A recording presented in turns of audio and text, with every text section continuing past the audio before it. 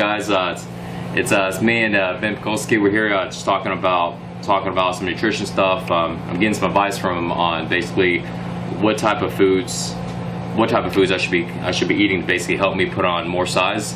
But particularly though, I want to get his point of view and his advice on putting on lean mass, because I can put on a lot of size, but a lot of times I end up getting a lot of fat. So basically, like we were talking about, man. So right now I'm about 192, give or take, sometimes 193.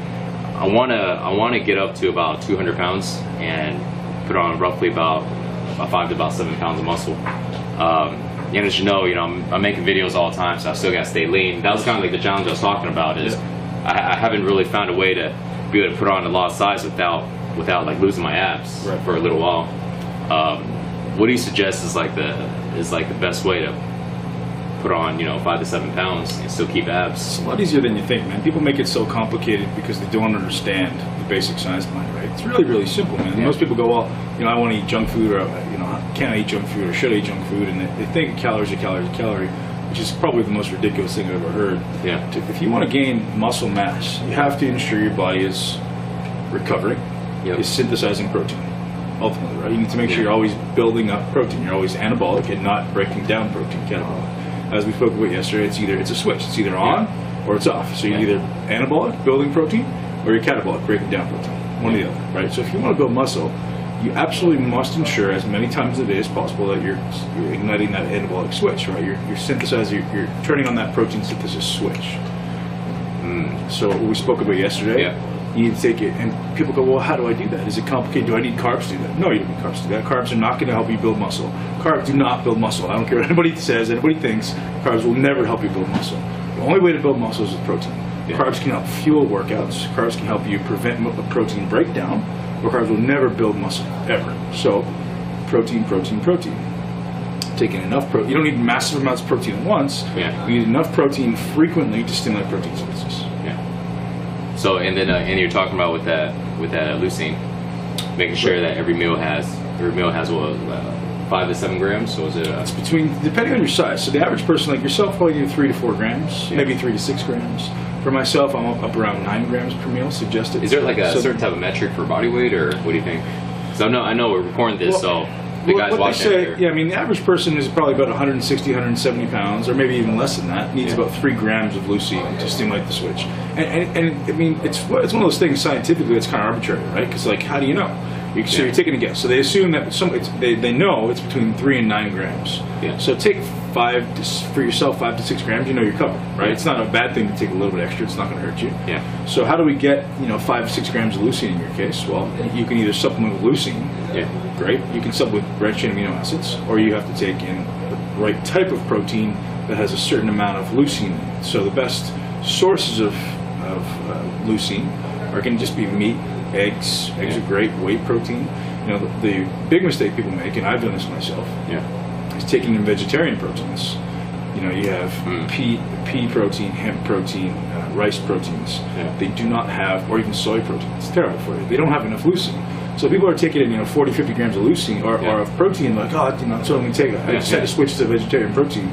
Awesome, but it's doing absolutely nothing to build muscle because it doesn't have the substantial amount of leucine. So either you supplement with leucine in addition to your protein powder, or add some BCAAs to it to make sure you get a leucine switch, because you do need the substrate protein there. You need the substrate amino acids, which is essentially just like a pool of aminos in your blood that must be there to ignite that switch on top of the leucine. So I guess for vegetarians, if they're eating all the different types of vegetarian protein sources, they can supplement BCAAs or just straight up leucine. Straight up leucine. But you have to make sure you have enough substrate in your system. Protein. Substrate just means like protein or amino acids floating around your blood. And so for normal guys like us that just eat regular meat, there's no really particular type of meat that's really good, because they all have different amounts of leucine. So it's been shown that egg whites or eggs and whey protein have a higher amount of leucine, so you need less to get the actual switch. But other than that, like fish, chicken, lamb, beef, whatever it may be, all has about the same. They all said to have about 9% leucine, somewhere between 8 and 9%. So I mean, eating a massive amount of protein isn't going to like ignite the switch twice. It's all just on or off.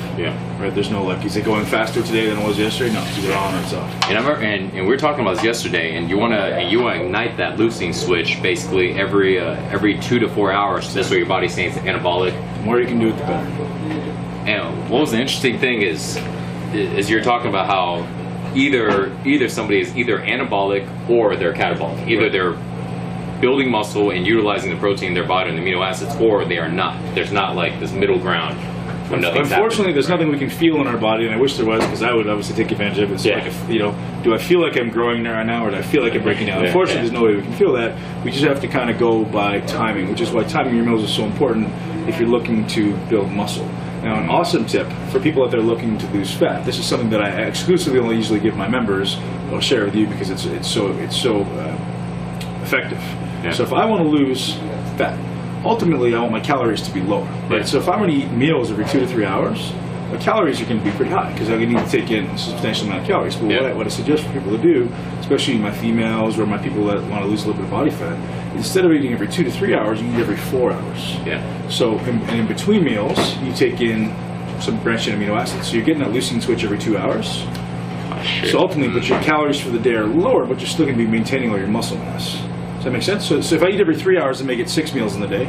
So I may have 2,500 calories. Whereas if I eat every 4 hours, I may get 5 meals in the day. So I'm getting less overall calories, but I get the leucine switch more often. So I'm actually still going to get all that protein synthesis. Do you mind? I'm gonna explain that to the viewers watching it, and just correct me if I'm wrong. So guys, so basically what Ben's talking about is, in order to go ahead and lose fat and still maintain the muscle, because you lose muscle if your body is in that catabolic stage to where your leucine switch is not on. So in order to lose fat and keep your switch on, is you lose fat by eating less calories. But instead of eating, let's say, every 2 hours, because in a 4 hour period, if you ate twice, let's say you ate 700 calories, 350 each. But if you want to lose fat, you can eat once in that 4 hour period, 350 calories.